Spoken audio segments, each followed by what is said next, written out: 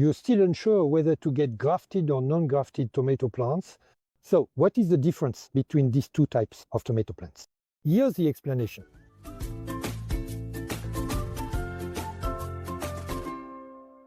How can you tell the difference between a grafted and a non-grafted tomato plant? It must be said that there aren't many differences when you look at them. Both have beautiful foliage.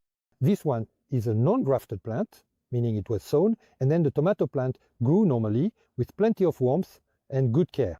And here is a grafted tomato plant. You might say the pot is bigger, but that has nothing to do with it.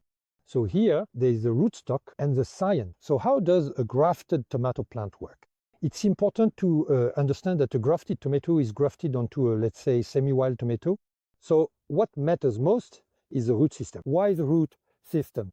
Because for a tomato to develop well, it needs good roots tomato that is resilient.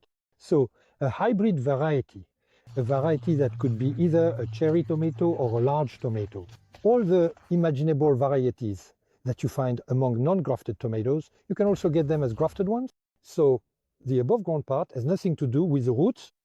The roots, the rootstock, are there to boost the above ground part. So you'll get tomatoes that are much sturdier, much tougher, and much more resistant to diseases.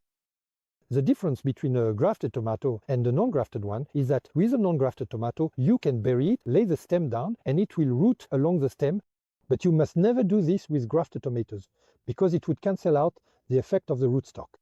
So when you plant your tomatoes, it's absolutely essential that they are at the same level. Here you can see the graft union. The graft union must not be buried.